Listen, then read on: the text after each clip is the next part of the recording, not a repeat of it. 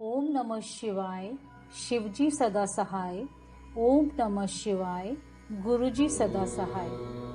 चंचुला के प्रयत्न से पार्वती जी की आज्ञा पाकर तुम्बुरु का विंध्य पर्वत पर शिव पुराण की कथा सुनना, बिंदु का पिशाच योनि से उद्धार करना तथा उन दोनों दंपति का शिव धाम में सुखी होना। सूजी बोली, शौनक, एक दिन परमानंद में निमग्न हुई चंचुला ने उमावती के पास जाकर प्रणाम किया और दोनों हाथ जोड़कर वह उनकी स्तुति करने लगी। चंचुला बोली, गिरिराज नंदिनी, सकंद माता उमे, मनुष्यों ने सदा आपका सेवन किया है।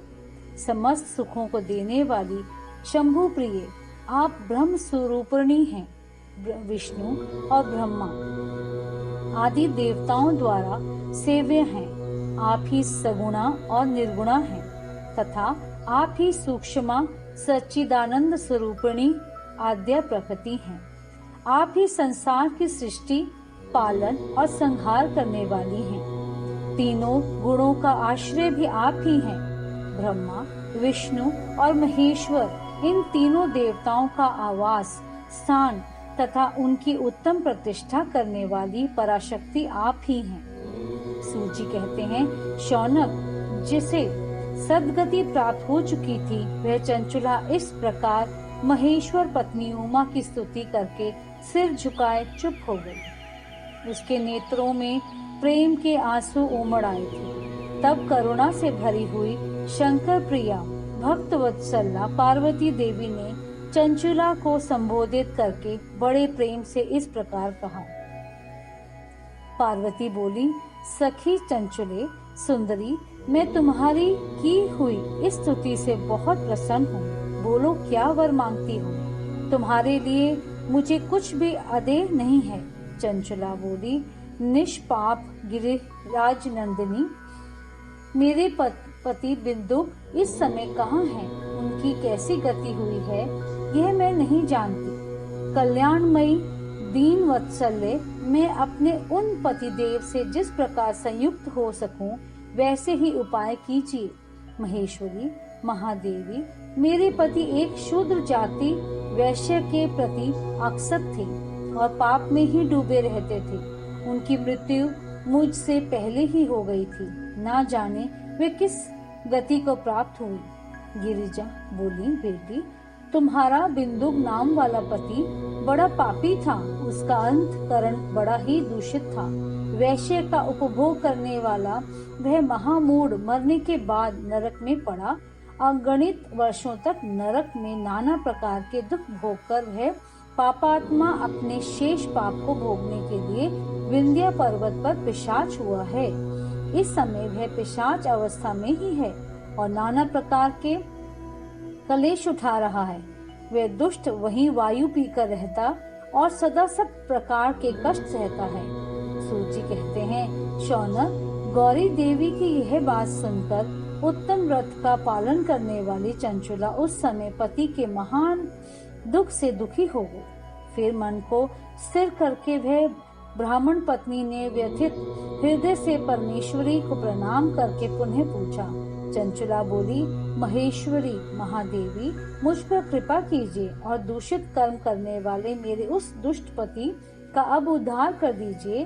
देवी, कुत्सिल बुद्धि में मेरे उस पापात्मा पति को किस उपाय से उत्तम गति प्राप्त हो सकती है, यह शीघ्र बताइए। आपको नमस्कार है। पार्वती ने कहा, तुम्हारा पति यदि शिव पुराण की पुण्यमयी उत्तम कथा सुने तो सारी दुर्गति को पार करके वह उत्तम गति का भागी हो सकता है। अमृत के समान मधुर अक्षरों से युक्त गौरी देवी का यह वचन आदर पूर्वक सुनकर चंचुला ने हाथ जोड़कर मस्तक झुकाकर उन्हें बारंबार प्रणाम किया और अपने पति के समस्त पापों की शुद्धि तथा उत्तम गति की प्राप्ति के लिए पार्वती देवी से यह प्रार्थना की कि मेरे पति को शिव पुराण सुनाने की व्यवस्था होनी चाहिए। उस ब्राह्मण पत्नी के बारंबार प्रार्थना करने पर शिव प्रिया गौरी देवी को बड़ी दया आ गई। उन भक्त वत्सला महेश्वरी गिरिराज कुमारी ने भगवान शिव की उत्तम कीर्ति का गान करने वाले गंधर्वराज तंबूरू को बुलाकर उनसे प्रसन्नता पूर्वक इस प्रकार कहा, तुम्बूरो, तुम्हारी भगवान शिव में प्रीति है। तुम मेरे मन की बातों को जानकर मेरे अभीष्ट कार्यों को सिद्ध करने वाले हो। इसीलिए मैं तुमसे एक बात कहती हूँ, तुम्हारा कल्याण हो। तुम मेरी इस सखी के साथ शीघ्र ही विंध्य पर्वत पर जाओ। वहाँ एक महाघोर और भयंकर पिशाच रहता है। उसका वृतांत तुम आरंभ से ही सुनो। मैं तुमसे प्रसन्नता पूर्वक सब कुछ बताती हूँ। पूर्व जन्मों में वह पिशाच बिंदुक नामक ब्राह्मण था। मेरी इस सखी चंचुला का पति था, परंतु वह दुष्ट वैश्यगामी हो गया। स्नान संध्या आदि नित्य कर्म छोड़कर अपवित्र रहने लगा। क्रोध के कारण उसकी बुद्धि पर मूढ़ता छा गई थी। वह कर्तव्य का विवेक नहीं कर पाता था। अभ्यक्ष, भक्षण, सज्जनों से द्वेष और दूषित वस्तुओं का दान लेना, यही उसका स्वाभाविक कर्म बन गया था। वह अस्त्र शस्त्र लेकर हिंसा करता, बाएं हाथ से खाता, दीनों को सताता और क्रूरता पूर्वक पराये घरों में आग लगा देता था। चांडालों से प्रेम करता और प्रतिदिन वैश्य के संपर्क में रहता था। बड़ा दुष्ट था। वह पापी अपनी पत्नी का परित्याग करके दुष्टों के संग में ही आनंद बनाता था। वह मृत्यु उपरांत दुराचार में ही फंसा रहा।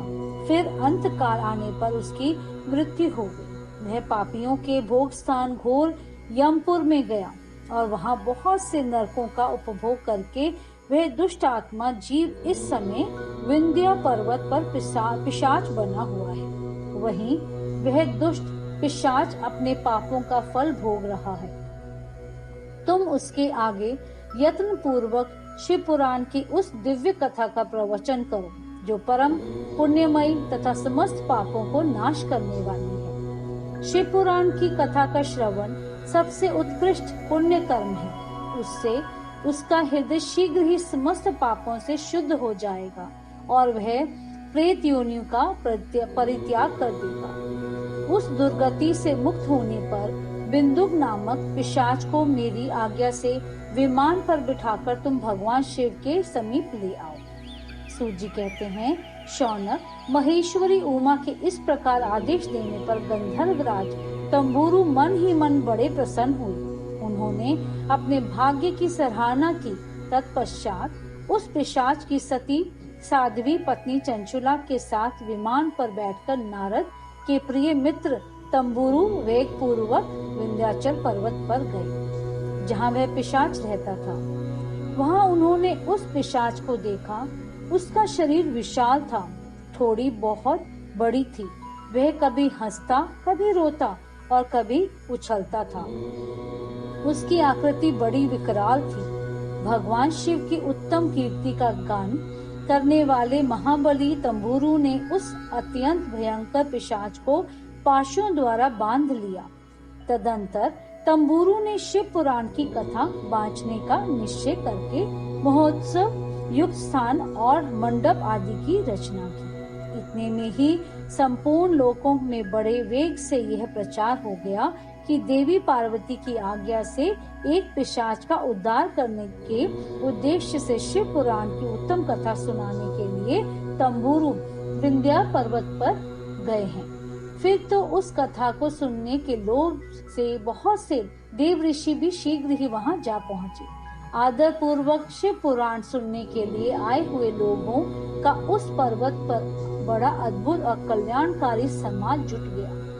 फिर तंबूरू ने उस पिशाच को पाशों से बांधकर आसन पर बिठाया और हाथ में वीणा लेकर गौरीपति की कथा का गान आरंभ किया। पहली अर्थात विंध्वेश्वर संहिता से लेकर 7वीं वायु संहिता तक महात्म्य सहित शिव पुराण की कथा का उन्होंने स्पष्ट वर्णन किया। सातों संहिताओं सहित शिव पुराण का आदर पूर्वक श्रवण करके वे सभी श्रोता पूर्णतः कृतार्थ हो गए। उस परम पुण्यमय शिव पुराण को सुनकर उस पिशाच ने अपने सारे पापों को धोकर उस पैशाचिक शरीर को त्याग दिया। फिर तो शीघ्र ही उसका रूप दिव्य हो गया। अंगी कांति गौर वर्ण की हो गई। शरीर पर श्वेत वस्त्र तथा सब प्रकार से पुरोषित आभूषण उसके अंगों को उदासित करने लगे। वह त्रिनेत्रधारी चंद्रशेखर स्वरूप हो गया। इस प्रकार दिव्य देहधारी होकर श्रीमान बिंदुक अपनी प्राण वल्लभा चंचुला के साथ स्वयं भी पार्वती वल्लभ भगवान शिव का गुणगान करने लगा।